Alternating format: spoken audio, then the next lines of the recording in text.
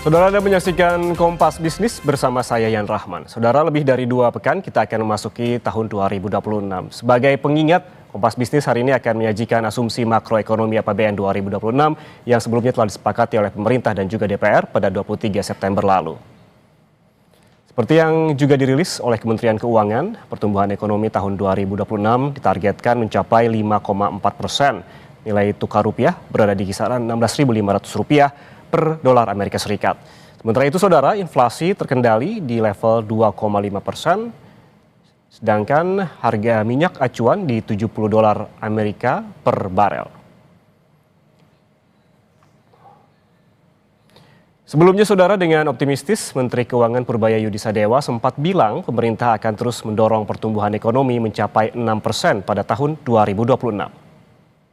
Pelan-pelan kita akan bergerak makin cepat kan. Kemarin kan terjebak di 5%.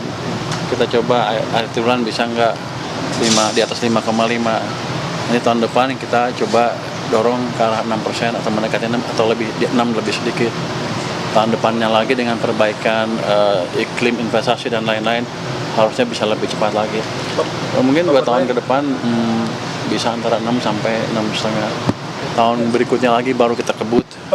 Akhir pemerintah bisa ke arah mendekati. Sementara itu, saudara, Bank Sentral Asia alias BCA punya angka outlook ekonomi 2026 yang berbeda, di mana pertumbuhan ekonomi Indonesia diproyeksikan lebih rendah dibanding asumsi makroekonomi 2026, yaitu 5,1% hingga 5,3%. Nilai tukar rupiah berada di kisaran Rp16.850 per dolar Amerika Serikat, sedangkan inflasi di rentang level 2,5 hingga 2,8%. Sementara itu, saudara, BI rate di level 3,75 hingga 4,25%. Saudara, lalu apa saja yang menjadi faktor pendorong pertumbuhan ekonomi tahun depan versi Bank Sentral Asia? Kita langsung berbincang dengan Kepala Ekonomi BCA, David Sumual. Pak David, selamat pagi. Selamat pagi, Mas Yan. Pak David, ini BCA memproyeksikan angka pertumbuhan ekonomi 2026 di angka 5,1 hingga 5,3%. Ini di bawah target pemerintah sebesar 5,4%. Dari mana angka ini muncul, Pak David, dan apa saja faktor penentunya? Ya, ini asumsinya memang optimistik bisa ke arah 5,3% ya. Dan memang ini dengan extra effort karena memang kita proyeksikan tahun depan ekonomi global itu masih cenderung lemah ya. Jadi ini sudah trennya terjadi dalam 1,5 tahun terakhir dan ini mungkin masih akan berlangsung sampai tahun depan.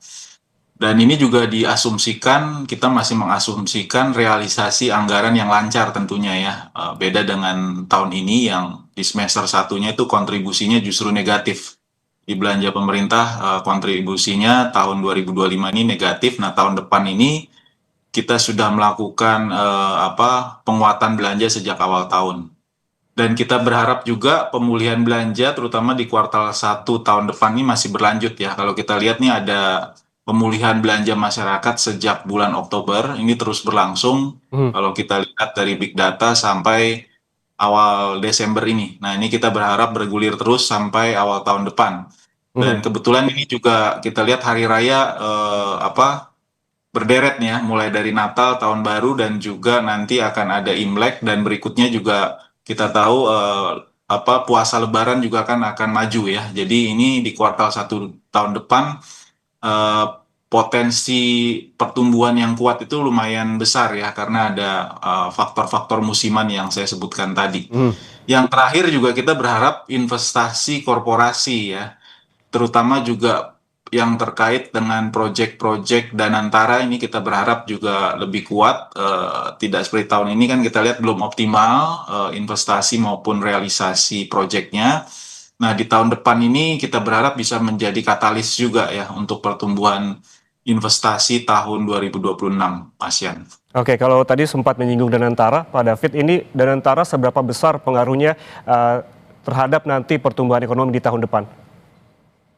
Ya, ini kan ada beberapa inisiatif yang sudah dilakukan ya. Pertama soal Patriot Bonds ini 51,7 triliun. Dan mungkinan nanti akan ada tahap kedua sebesar 15 triliun. Dan juga kita lihat proyek-proyek yang sudah sebenarnya dia digarap ya, disiapkan sejak tahun ini terkait waste to energy ini sampai total kan ada 33, lalu ada kilang minyak, Mhm. proyek hilirisasi ada 18, infrastruktur digital dan seterusnya. Ini kita harapkan mulai bergulir di tahun depan karena ini kan dananya sudah dialihkan ya. Ini kan kebanyakan memang yang menjadi investor adalah perusahaan-perusahaan yang listing di bursa. Dan mereka sebenarnya sudah punya rencana ekspansi sendiri sebelumnya, tapi dialihkan ke Patriot Bonds dan harapannya ini mulai bergulir tahun depan. Dan kalau tidak terjadi, tentunya ini akan terjadi crowding out ya, dan justru merugikan buat perekonomian. Jadi kita berharap ekonomi berputar lebih Mhm. kuat lagi di tahun 2026. Oke. Jadi kalau dana sudah ditempatkan tapi tidak berputar, nah ini tentu velocity of money-nya tidak muncul. Nah ini tidak bisa tertranslasi ke dalam pertumbuhan ekonomi, Mas Yan. Oke, harapan kita bersama bahwa perputaran ekonomi juga memang terjadi begitu lebih tinggi lagi di tahun depan. Tapi kalau ngomong-ngomong soal investasi nih Pak David, sebetulnya berapa nilai investasi yang dibutuhkan agar target pemerintah yang sebesar 5,4% ini dapat tercapai begitu? Cuman tahan dulu jawabannya Pak David, kita jeda dulu, tetaplah bersama kami di Kompas Bisnis.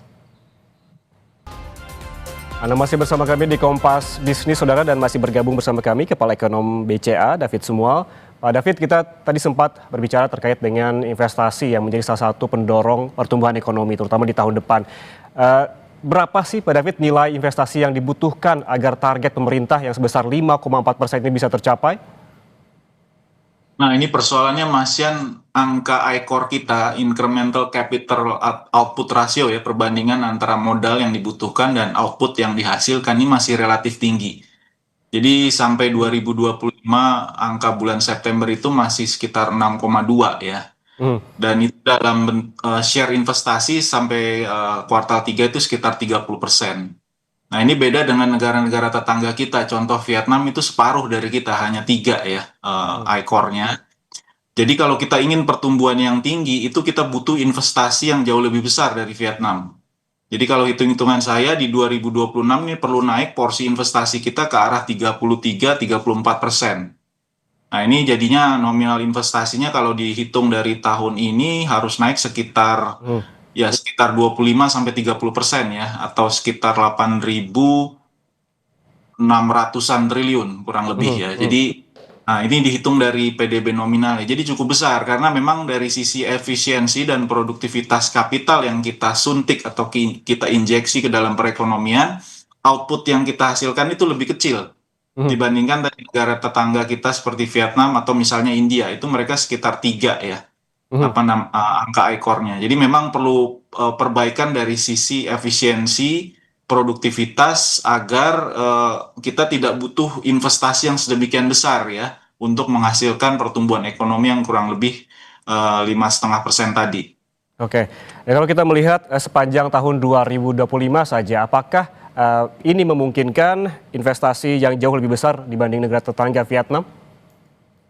Ya, kalau untuk 2025 memang kalau kita perhatikan yang cukup menakjubkan Vietnam dan Malaysia ya. Jadi investasi asing juga kuat sekali. Kita lebih di-drive oleh investasi domestik.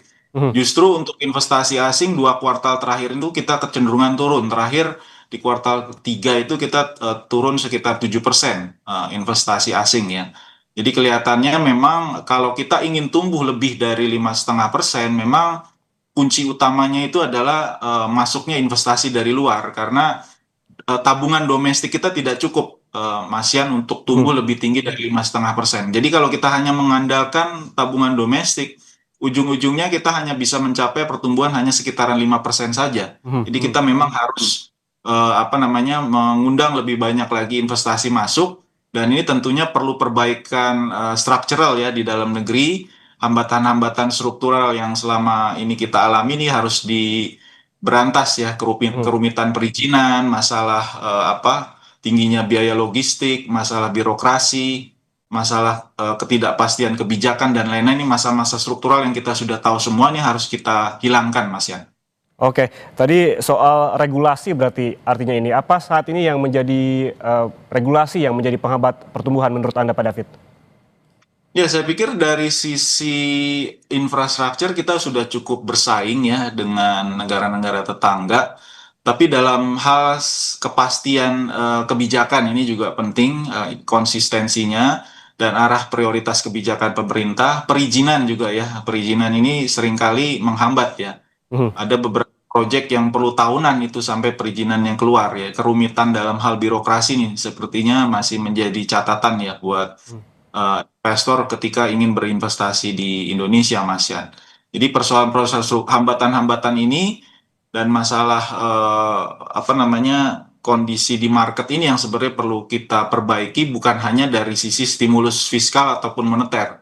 Jadi kalau hanya sebatas stimulus fiskal dan moneter itu kita nggak akan bisa tumbuh di atas 5,5% ya. Mhm. Jadi kita butuh investasi lebih kuat lagi untuk apa namanya mencapai pertumbuhan di atas 5,5% Mhm. supaya pertumbuhan ekonomi kita bisa take off, Mas Yan. Oke, tadi terkait juga dengan perizinan yang dipermudah seperti yang disebutkan oleh Pak David begitu yang perlu juga diperhatikan. Lalu sebetulnya untuk memaksimalkan ini karena kan memang jika ingin ada investasi yang masuk dibutuhkan trust begitu dari asing terutama. Bagaimana iklim apa yang harus dibentuk agar menciptakan trust ini? Ya, saya pikir kepastian yang paling penting ya dari sisi regulasi. Kita sering kali mendapati di lapangan itu perubahan-perubahan yang tidak diduga sebelumnya gitu ya. Apa namanya tidak sesuai dengan aturan perundang-undangan yang sebelumnya dan juga mungkin perlu juga arah kebijakan yang lebih medium atau long term begitu ya sehingga eh, tidak berubah ketika terjadi perubahan birokrasi misalnya atau perubahan rejim misalnya. Ini yang juga jadi catatan-catatan yang sering disampaikan ya oleh investor. Mhm. Mhm. Lalu kita bergeser ke konsumsi ini, Pak David. Bagaimana dengan konsumsi domestik? Harus tumbuh berapa agar ekonominya bisa 5,4%? Ini terkaitannya juga dengan pemerintah dan juga konsumsi dari rumah tangga. Ya, yang jelas belanja pemerintah harus dijaga sejak awal tahun tentunya ya. Jadi tidak seperti tahun ini di mana belanja agak lemah nih. Jadi kontribusi di semester 1 itu malah minus 0,1% kalau di tahun ini ya. Jadi harus tahu dari awal tahun ini sudah mulai terasa ya kontribusi positif dari belanja pemerintah. Jangan seperti tahun ini dan perlu intervensi juga ya dari sisi peningkatan belanja rumah tangga. Utamanya sebenarnya bagaimana menciptakan iklim bisnis yang baik sehingga eh, apa namanya perusahaan-perusahaan mulai berinvestasi dan ada penyerapan tenaga kerja. Ini supaya menjaga daya beli masyarakat eh, ke depannya ya. Jadi mungkin kalau untuk operasi Mhm. stabilisasi harga memang masih dibutuhkan ya, tapi ini kan untuk hal-hal yang darurat ya, misalnya sekarang kita sedang ada bencana ya kita perlu ada operasi stabilisasi Mhm. harga ya, untuk menjaga daya beli. Tapi yang paling Oke. penting adalah dari segi penyerapan tenaga kerjanya yang kita lihat, Mhm. terutama untuk yang labor intensive industry ini agak menurun ya. Mhm. Kita lihat investasi memang lebih kencang itu di capital intensive apa sektor dibandingkan labor intensif sektor dalam 1-2 tahun terakhir ini. Oke, Pak David, tadi Anda sempat menyinggung soal bencana begitu. Hmm. Informasinya terkait dengan bencana yang terjadi di Sumatera ini akan menggerus begitu terkait ataupun memengaruhi pertumbuhan ekonomi di kuartal keempat di tahun ini, di tahun 2025. Bagaimana dengan tahun depan, paling tidak di kuartal pertama tahun 2026? Apakah ini masih akan berpengaruh? Ya, saya pikir untuk kuartal 4 ya paling tidak di akhir November sampai Desember ini pasti akan dipengaruh ya dari sisi konsumsi dan produksi masyarakat dan sampai awal tahun depan ya. Jadi perhitungan kami ini dampaknya sekitar 0,2 sampai 0,3% terdistribusi dalam dua kuartal ini, kuartal 4 tahun ini dan kuartal 1 tahun depan. Dan ini tentu akan menurunkan dari sisi produksi karena jalur logistik distribusi ini terganggu, konsumsi masyarakat juga terganggu dan juga harga-harga kan meningkat ya sehingga daya beli masyarakat juga tertekan. Hmm. Namun kita melihat kalau pemerintah komit untuk melakukan rekonstruksi dan perbaikan yang hitung-hitungan kami bisa sekitaran 50 triliunan ya sampai mungkin bisa lebih 50-60 triliunan untuk biaya rekonstruksi. Ini tentunya bisa mendorong pertumbuhan di Sumatera ya, 3 provinsi yang sekarang terkena dampak sangat signifikan ya. Jadi kita Mhm. melihat mulai kuartal 2 atau kuartal 3 tahun depan pertumbuhan di 3 provinsi ini malah lebih kuat lagi, terutama dari upaya rekonstruksi yang kemungkinan nanti akan dilakukan. Oke, kalau kita melihat bahwa terkait juga dengan bencana ini, Pak David, ada pertumbuhan ekonomi yang berpengaruh di kuartal keempat di tahun 2025 begitu. Ada juga bantuan yang memang disiapkan oleh pemerintah karena ada memang fiskal ataupun ruang fiskal sebesar 60 triliun yang disebutkan oleh Menteri Keuangan. Tentunya yang didorong adalah percepatan dari pemulihan bencana ini. Menurut Anda, seberapa pengaruh percepatan, karena kan memang ini dibutuhkan waktu yang begitu lama untuk memulihkannya. Seberapa pengaruhkah percepatan dari pemulihan ini terhadap pertumbuhan ekonomi? Bagaimana jika lebih cepat dan bagaimana risikonya jika lebih lambat? Ya, tentunya kalau misalnya lebih lambat, ini akan proses pemulihannya lebih lama. Yang paling penting kan memulihkan jalur-jalur distribusi nih ya, jembatan, jalan yang rusak ya. Lalu juga saya perhatikan juga ini banyak jalan-jalan yang menuju ke pelabuhan ini juga bermasalah sehingga produksi yang dilakukan ini terhambat ya. Masyarakat berbagai macam produksinya mulai dari perkebunan, pertambangan pasti akan terganggu ya. Jadi saya pikir ini harus ada percepatan dan proses rekonstruksi mungkin tidak bisa dilakukan segera. Saya agak pesimis bisa dilakukan segera di tahun ini, mungkin awal tahun depan ya paling cepat ini mulai bisa dilakukan, dan ini juga seharusnya bisa menggerakkan perekonomian juga dan juga menyerap tenaga kerja juga ya paling tidak ya, sehingga gairah ekonomi di 3 provinsi itu kembali meningkat ya. Ini seperti dulu juga pernah terjadi ketika ada bencana tsunami ya. Memang waktu itu juga 2 kuartal dampaknya. Namun setelah itu ada proses rekonstruksi pembangunan rumah, sarana sosial, sarana umum ya, yang akhirnya juga menggerakkan perekonomian di Aceh waktu itu yang membuat perekonomian juga cukup tinggi pertumbuhannya ketika itu. Oke. Mudah-mudahan seperti itu ya, bisa menggerakkan ekonomi dan juga penyerapan tenaga kerja. Kita beralih ke masih terkait dengan outlook perekonomian dari versi Bank BCA terkait juga dengan kurs rupiah pada tahun depan. Pak David, apa yang harus diwaspadai oleh otoritas terkait dengan rupiah di tahun depan? Ya, seperti perkiraan kami rupiah kelihatannya skenarionya kalau skenario soft landing yang terjadi di mana suku bunga Fed akan turun bertahap, ini cukup kondusif buat rupiah kita ya. Jadi rupiah kita akan bergerak di sekitaran tadi 16.8, 16.850 rata-ratanya kurang lebih. Tapi tadi dengan asumsi ekonomi Amerika Serikat melambat secara bertahap dan suku bunga Fed akan turun juga secara bertahap ya. Jadi ini skenario yang sering kita sebut sebagai skenario soft landing. Tapi yang paling dikhawatirkan kan ini masalah di Amerika Serikat ya. Ada kekhawatiran soal fiskal di Amerika Serikat. Jadi walaupun suku bunga turun, belum tentu yield dari obligasi di Amerika Serikat ikut-ikutan turun. Kalau kita lihat trennya malah yang jangka menengah panjang cenderung naik.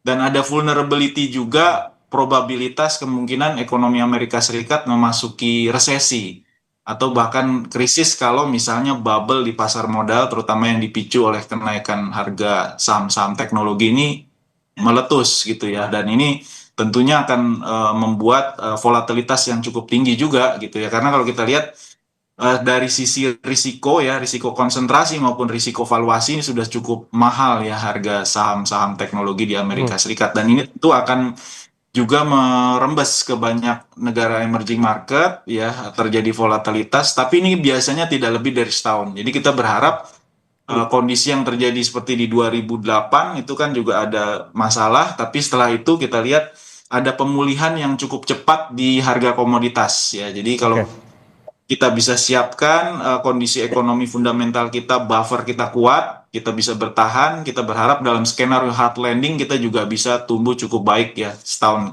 berikutnya. Jadi tapi sejauh ini skenario masih skenario soft landing di mana rupiah akan relatif stabil di sekitaran 16.800 tadi Mas Ian. Oke, kalau kita lihat tadi yang dibahas terkait dengan bagaimana situasi polemik di secara global, ada juga The Fed tadi dan situasi ekonomi global. Bagaimana dengan domestik? Apa yang harus diwaspadai Pak David, terutama di dunia usaha begitu? Ya, saya pikir dari sisi inflasi juga perlu diperhatikan ya. Kita lihat inflasi masih relatif stabil. Ini untuk menjaga daya beli masyarakat. Kita perkirakan 2,5 sampai 2,8%. Lalu juga dari sisi fiskal tentu juga ini menjadi concern sejauh ini ya. Kalau kita perhatikan investor asing di surat utang negara ini kecenderungan outflow ya, sudah sekitar 4,5 billion dollar sejak bulan September. Ini salah satu concernnya tentu dari sisi sustainability dari fiskal juga ya, kemampuan kita untuk membayar utang dan juga suku bunga ini juga kita harus perhatikan, dan tentu dengan menjaga supaya kebijakan fiskal kita tetap prudent ya ke Hmm. depannya, dan juga kebijakan moneternya juga disesuaikan. Kita tentunya harus menjaga keseimbangan antara stabilitas dan pertumbuhan, mengingat kondisi globalnya yang masih penuh ketidakpastian ya. Jadi kita tidak ingin kita genjot besar-besaran, tapi di sisi lain nanti ada vulnerability dari eksternal yang membuat fundamental kita menjadi riskan begitu Mas ya. Jadi Hmm. saya pikir itu salah satu hal yang perlu kita perhatikan di tahun 2026 ini. Oke, yang menjadi fokus lainnya juga terkait dengan BI Rate ya, Pak David. Ini bagaimana arah BI Rate agar lebih fokus lagi? Apa peran moneter untuk mendorong pertumbuhan ekonomi lagi di tahun depan? Ya, BI rate ini tergantung sekali dengan bagaimana kebijakan moneter Amerika Serikat ya. Jadi Amerika Serikat kita perkirakan masih ada peluang untuk penurunan suku bunga yang lebih agresif ya tahun depan, mengingat memang ekonomi Amerika Serikat yang cenderung melemah. Jadi ketika Fed menurunkan suku bunga atau ada ekspektasi penurunan suku bunga Fed, itu tentunya memberikan ruang buat bank sentral untuk menurunkan. Tapi tentunya kebijakan moneter dan fiskal ini ada limitnya, ada batasnya ya. Tidak bisa kita dorong hanya lewat kebijakan fiskal dan moneter.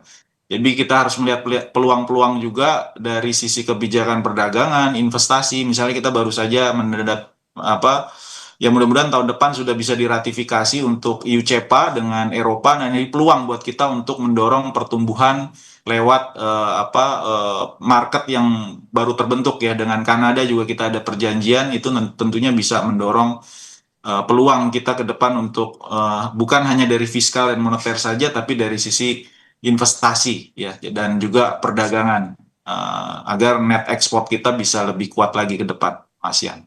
Oke, berarti ada sejumlah catatan begitu yang paling tidak yang saya tulis tadi, ada kebijakan moneter Amerika Serikat yang juga mempengaruhi, ada suku bunga The Fed tentunya kaitannya juga dengan kebijakan moneter Amerika Serikat, dan masih ada kabar baiknya, masih ada peluang pertumbuhan dengan adanya market yang baru di Eropa tadi disebutkan oleh Pak David. Terima kasih Kepala Ekonom BCA David Sumo atas waktunya bersama kami di Kompas Bisnis. Sehat selalu. Yes, terima kasih. Saudara jangan kemana-mana, Sapa Indonesia Pagi masih akan kembali untuk Anda. Tetaplah bersama kami.